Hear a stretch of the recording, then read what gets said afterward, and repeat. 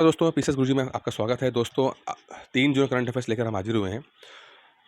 दोस्तों वैसे तो ये पीडीएफ जो है आप टेलीग्राम चैनल में जाके ले लीजिएगा। अगर आप आपने ज्वाइन नहीं किया है तो नीचे लिंक दिया हुआ है, आप उसको देख लीजिएगा। मेन चीज़ें वीडियो में पढ़ लेते हैं जो एग्जाम्स के लिए पॉइंट ऑफ व्यू की बहुत इंपॉर्टेंट है, उसको डिस्कस कर लेंगे। बाकी चीज़ें आप पीडीएफ में पढ़ लीजिएगा। देखिए पहला है 1918 में गांधी जी की अध्यक्षता में इंदौर में हिंदी साहित्य सम्मेलन आयोजित हुआ और उसी में पारित एक प्रस्ताव के द्वारा हिंदी राजभाषा बनी। ठीक है, तो 3 जून का इतिहास है। आज का इतिहास क्या रहा है इतिहास में, ठीक है, तो उसके जुड़ेंगे। गांधी जी के लिए इंपॉर्टेंट है जैसे कि हिंदी साहित्य सम्मेलन बहुत कम लोगों को पता होता है कि ऐसा सम्मेलन भी गांधी जी ने इसकी अध्यक्षता की हुई है। तो ये बहुत इंपॉर्टेंट चीज़ है। दूसरी चीज़ है, गांधी जी ने कांग्रेस की अध्यक्षता कब की हुई है, कितने बार की हुई है, ये पता होना चाहिए कि बहुत इंपॉर्टेंट है। सवाल आ चुका है। गांधी जी हिंदुस्तान दोबारा कब आए साउथ अफ्रीका से, ये पता होना चाहिए। गांधी जी ने 1918 में कौन कौन से आंदोलन में पार्टिसिपेट किया, ये बताना चाहिए। ये आपका होमवर्क है। ये 3-4 चीज़ें हैं, ये सब आप देखिएगा। अ, जो दोस्तों जब मैं पढ़ाता हूँ तो कई सारे सवाल जो होते हैं, जो एग्ज़ाम में आए होते हैं, वो मुझे रिकॉल हो जाते हैं, तो मैं उसी समय आपसे भी डिस्कस कर लेता हूँ मैं, ठीक है? अभी आंसर इसलिए नहीं बता रहा हूँ क्योंकि मैं चाहता हूँ कि थोड़ा-सा रिसर्च करो। नहीं पता लग रहा है तो कमेंट बॉक्स में बताना, मैं आपको सब सारे आंसर रिप्लाई कर दूँगा आपको, ठीक है? बाकी आगे बढ़ते हैं दोस्तों। 1915 में ब्रिटिश सरकार ने रवींद्रनाथ टैगोर को नाइटहुड की उपाधि से नवाजा। देखिए नाइटहुड में क्या होता है कि कोई व्यक्ति अगर बहुत अच्छा काम करता है ब्रिटिश सरकार के लिए तो उसको नाइटहुड देते हैं। जब इंडिया में भारत रत्न है वैसे उनको नाइटहुड है। और जिसको जब नाइटहुड मिल जाती है तो उसको सर की उपाधि मिल जाती है। सर लगाना शुरू होता है, सर रविन्द्रनाथ टैगोर बोलते हैं, ठीक है। तो 1915 में रविन्द्रनाथ टैगोर को दिया गया। क्यों दिया गया ये थोड़ा कंट्रोवर्शियल है, ठीक है, वो डिस्कस नहीं करेंगे। इनको नोबेल भी मिलता है रविन्द्रनाथ टैगोर को, ठीक है। नोबेल मिला किस लिए मिला, लिटरेचर में मिला। पहले एशियन एशियन थे जिनको नोबेल मिला है। और इनकी जो किताब थी उसके ऊपर मिला था। वो आपको बताना है कौन सी किताब पे उनको मिला है ये नोबेल पुरस्कार, ठीक है। फिर दूसरा इंपॉर्टेंट सवाल चीज़ है कि उन्होंने 1919 में अपना जो सर की उपाधि है, नाइटहुड की उपाधि, वो वापस कर दी थी। किसी बात से नाराज़ हो गए थे, उन्होंने वापस कर दी थी। किस बात पे नाराज़ हो गए थे, क्यों ना उन्होंने वापस कर दी थी, ये आपको बताना है 1915 में, ठीक है। चलिए आगे देखते हैं। अ, भारतीय महिला हॉकी टीम की कप्तान रानी रामपाल को खेल रत्न पुरस्कार से नामित किया गया है। देखिए सवाल आता है, इंडिया का सबसे बड़ा अवार्ड जो स्पोर्ट्स से जुड़ा हुआ है वो है राजीव गांधी खेल रत्न पुरस्कार, नंबर 1। नंबर 2 पे आता है अर्जुन पुरस्कार, ठीक है। तो राजीव गांधी खेल रत्न पुरस्कार बहुत ही सेलेक्टिव लोगों को दिया जाता है, जो बहुत अच्छा काम करते हैं उनको दिया जाता है, ठीक है। अब इसमें जैसे तेंदुलकर वगैरह हैं, इनको मिलता है। तो रानी रामपाल को नॉमिनेट किया गया है। पहली चीज़ आपको समझना होगा कि रानी रामपाल किस स्पोर्ट से बिलॉन्ग करती हैं, तो हॉकी से बिलॉन्ग करती हैं। सवाल एक बार आया था कि अर्जुन पुरस्कार जो लोगों ने जीते थे, उस अर्जुन पुरस्कार में जीते हुए लोगों को मैच द फॉलोइंग सवाल हो गया था, ठीक है, कि कुछ स्पोर्ट्स था और उन लोगों के नाम थे तो उनको मैच द फॉलोइंग करना था। ये आपको पता होना चाहिए कि उस साल जिन लोगों को अर्जुन पुरस्कार मिला है या राजीव गांधी खेल रत्न पुरस्कार मिला है तो उसको आपको मैच द फॉलोइंग करना है, ठीक है। रानी रामपाल है तो हॉकी से जुड़ी हुई हैं। तो और लोगों के नाम देख लेते हैं, जैसे मोनिका, वंदना कटारिया, हरमनप्रीत सिंह है, ठीक है। तो हरमनप्रीत सिंह भी हॉकी से जुड़े हुए हैं, ठीक है। तो इनको अर्जुन पुरस्कार मिल रहा है। बाकी जैसे लाइफ टाइम अचीवमेंट दिया जाएगा तुषार खांडकर, आर पी सिंह जैसे क्रिकेट से जुड़े हुए हैं।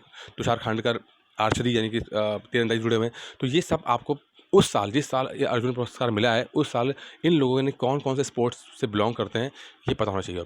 कुछ बहुत कॉमन नेम होते हैं, कुछ बहुत ही छुपे हुए नेम होते हैं, तो बहुत इंपॉर्टेंट होता है, इसको ढंग से पढ़ लीजिएगा, ठीक है। चलिए इकोनॉमिक्स का सवाल जो बहुत इंपॉर्टेंट है वो है, केंद्रीय मंत्रिमंडल ने एमएसएमईज की परिभाषा बदलाव किया है। देखिए इकोनॉमिक्स का सवाल है, 100% सवाल आने वाला है ये, ठीक है। MSMEs, micro small medium enterprises, ठीक है। हिंदुस्तान में जो कंपनीज होती हैं, छोटी बड़ी कंपनियां होती हैं, तो उनको एक कैटेगरी में रखा गया कि जितना वो टर्नओवर करते हैं, काम करते हैं, उस हिसाब से उनको उनको उस कैटेगरी में रखा गया है।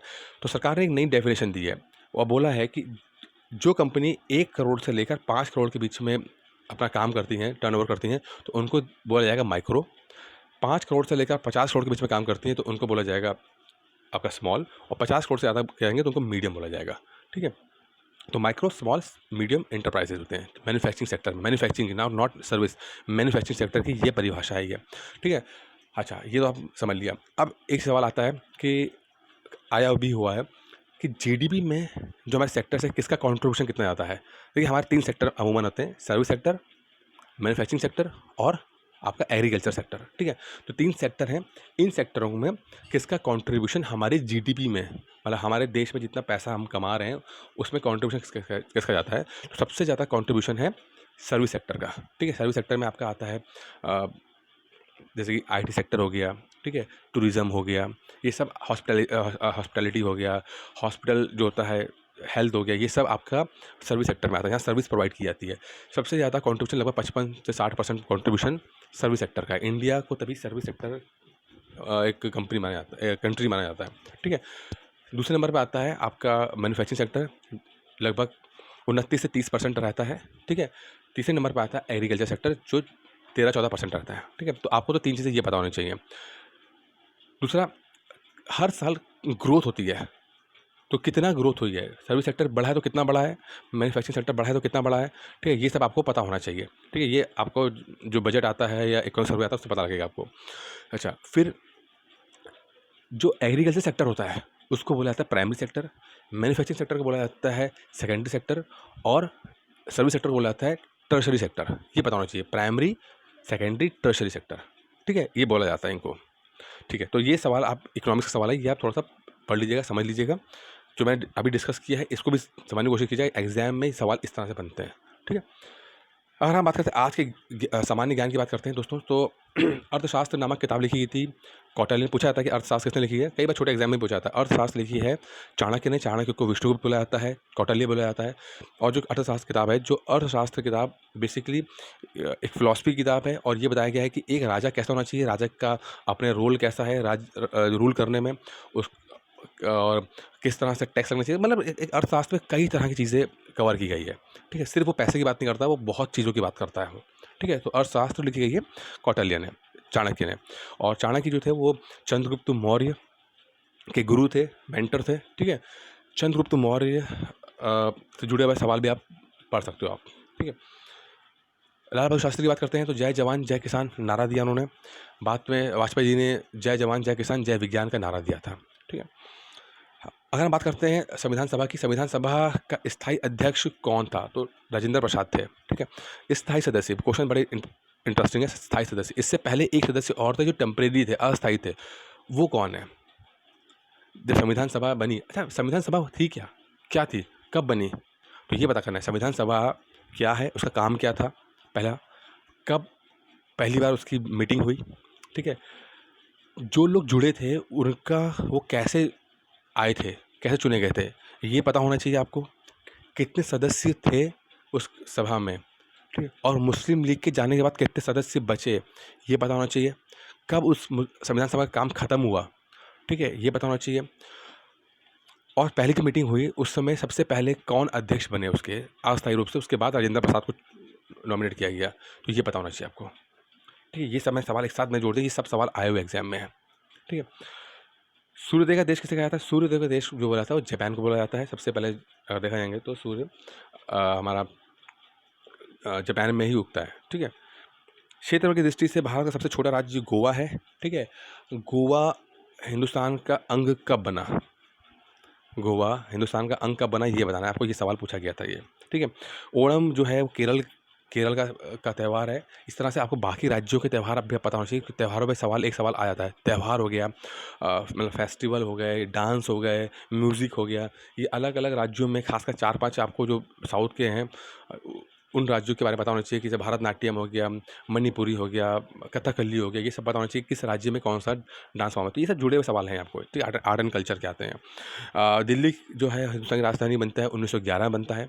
उससे पहले कलकत्ता होती थी राजधानी, 1911 में बनती है दिल्ली की राजधानी, ठीक है। 1911 में बनती है। 1911 में जब जिस दिन दिल्ली को ये घोषित किया गया कि दिल्ली जो है वो हिंदुस्तान की राजधानी होगा, एक घोषणा और हुई थी उससे, एक घोषणा और थी, वो बड़ी इंपॉर्टेंट घोषणा है। मुझे बताओ क्या हुआ था उसी समय जब ये बोला गया था भाई दिल्ली अब राजधानी बनेगा। उसके साथ ही एक घोषणा और की थी जो 1905 से जुड़ा हुआ है, वो बताना है आपको। भारत का राष्ट्रीय जलीय जीव यानी कि जो मैरीन होता है ना आपका एनिमल होता है, मैरीन जो पानी में चलने वाले जीव होते हैं, उसमें जो राष्ट्रीय जीव है, नेशनल जीव है, वो है गंगा डॉल्फिन, ठीक। गंगा डॉल्फिन जो है उसमें मिलते हैं। बाकी कुछ सवाल ले लेते हैं दोस्तों आपका करंट अफेयर्स के हिसाब से। हाल ही में किस जाने माने ज्योतिषी का निधन हुआ है, एक बहुत फेमस ज्योतिष रहे, कई किताबें उनकी आपको मिल जाती हैं, उनकी डेथ हुई है। उनका नाम है बेजान दारूवाला। हर साल वो अपना वो किताबें निकालते थे। जो आप हॉरोस्कोप में बिलीव करते हैं तो वो जानते होंगे कि बेजान दारूवाला बहुत ही फेमस एस्ट्रोलॉजर थे। किस देश के निजी कंपनी स्पेसएक्स ने पहली बार मानव को अंतरिक्ष में भेजने का इतिहास बनाया? पहली बार एक कंपनी है जो प्राइवेट कंपनी है। इससे पहले जितने भी स्पेस कंपनी है वो सरकारी कंपनी होती है, जैसे इसरो हो गया, नासा हो गया, सरकारी कंपनी है। लेकिन पहली बार कंपनी बनी है जो प्राइवेट कंपनी है जिसने इंसान मनुष्य को अंतरिक्ष में भेजा है। ठीक है, स्पेसएक्स कंपनी का नाम है। इसका मालिक कौन है? इसका मालिक कौन है ये बताओ मुझे आप। ठीक है, ये इसका स्पेसएक्स का मालिक कौन है? बड़ा फेमस है। ठीक है, तो वो आपको बताना है। पहली कंपनी है वो, अमेरिकन कंपनी है ये। ठीक है, इसका मालिक आपको बताना है इसके अंदर। कहाँ चांदी के रंग की साइप्रिनिड परिवार की छोटी ताजे पानी की मछली की एक नई प्रजाति पाई गई है। एक छोटी सी एक मछली है जो चांदी कलर की वो चमकती है, वो पाई गई है पहली बार। ये बहुत इंपॉर्टेंट सवाल बनता है, ठीक है आपको। और ये कहाँ पाई गई है? ये वेलंकानी यानी तमिलनाडु में एक जगह है, वहाँ पर ये पाई गई है ये। और चूंकि ये चांदी की है, बहुत चमकती है, तो उसे पवित्र एक नाम दिया, सेंक्टस एक नाम दिया गया। इसका नाम जिसको नाम मछली को नाम दिया गया पुनिटियस सेंक्टस। सेंक्टस का मतलब होता है पवित्र, लैटिन शब्द है पवित्र। क्योंकि चांदी की चमकती है तो उसे पवित्र नाम दिया गया। ठीक है, तो ये इसका नाम दिया। तो ये आपको पता होना चाहिए कि ये मछली है, ये हमारे वेलंकानी जगह है, वहाँ पर ये पाई गई है, तमिलनाडु में जगह है। ठीक है, और इसका नाम पुनिटियस सेंक्टस दिया गया है। ओला इलेक्ट्रिक ने किस कंपनी का अधिग्रहण किया? देखिए, ओला कंपनी आपने जानते होंगे, टैक्सी सर्विस है। ठीक है, और इन्होंने अपना थोड़ा सा फ्यूचर को देखते हुए एक कंपनी का अधिग्रहण किया है जो कि इलेक्ट्रिक कार में डील करती है, इलेक्ट्रिक गाड़ियों में डील करती है। और उस कंपनी का नाम है एट्रागो। एट्रागो कंपनी है जो इलेक्ट्रिक करती है। तो ओला ने उसे परचेज़ कर लिया, और ओला चाहता है कि 2021-22 के बाद इलेक्ट्रिक कार में तरफ मूव करे। तो अभी से वो तैयारी कर रहे हैं। ठीक है, इलेक्ट्रिक कार में सब एक बड़ी कंपनी, दुनिया की बहुत बड़ी कंपनी, फेमस कंपनी है। कौन सी है? इलेक्ट्रिक कार्स में जो बहुत उसने मतलब बड़ी बड़ी अच्छी अच्छी गाड़ियाँ निकाली हैं इलेक्ट्रिक कार में, कौन है? और बस आपको हिंट देता हूँ मैं, जो स्पेसएक्स का मालिक है वो भी उस कंपनी का मालिक है। ये बता दीजिए। हाल में बॉलीवुड के संगीतकार का निधन हुआ है। इसका तो ज़्यादा नहीं हो, ये वाजिद खान है। इनके साजिद वाजिद के वाजिद खान है। ये बहुत ज़्यादा बड़े म्यूजिक डायरेक्टर रह चुके हैं। और इनकी डेथ भी थोड़ा सा मुझे लगता है कोरोना वायरस की वजह से हुई थी इसके अंदर। ठीक है, दुनिया का सबसे कम उम्र की गेम डेवलपर कौन है? ये कभी का सवाल पर्सनालिटी के बाद सवाल आया था। तो गेम डेवलपर कौन है तो बहुत कम एज की है, दुनिया की सबसे कम उम्र की? तो वो है हमारी एताशा कुमारी। एताशा कुमारी जो मात्र 11 साल की हैं, उन्होंने क्लास 4 में पढ़ती हैं, उन्होंने एक ऑनलाइन गेम डेवलप कर दिया है। तो ये बड़ी अचीवमेंट है कि इतनी कम एज में उन्होंने गेम डेवलप कर दिया। और इनका नाम जाना जरूरी है, तो एताशा कुमारी इनका नाम है। ठीक है, फोर्ब्स में 2020 में 10 सर्वाधिक कमाई करने वाले खिलाड़ियों की सूची में एकमात्र भारतीय खिलाड़ी कौन है? देखिए, फोर्ब्स जो है एक मैगज़ीन है जो हर साल एक रैंकिंग देती है, कभी स्पोर्ट्स में कमाई करने वाले या दुनिया के सबसे रिचेस्ट आदमी कौन होते हैं तो उनकी रैंकिंग देता है। तो फोर्ब्स ने 100 रिचेस्ट स्पोर्ट्स पर्सन का जो रैंकिंग दी है, उसमें एकमात्र इंडियन को रखा गया है। वो एकमात्र इंडियन जो कमाई सबसे ज़्यादा कर रहा है वो कौन है? वो है विराट कोहली। विराट कोहली हिंदुस्तान की तरफ से सबसे ज़्यादा कमाई करते हैं, और इनका रैंक 66 रैंक है। आपको ये बताना है नंबर 1 पे कौन है, नंबर 1 पे कमाई करने वाला बंदा कौन है, ये बताना है आपको।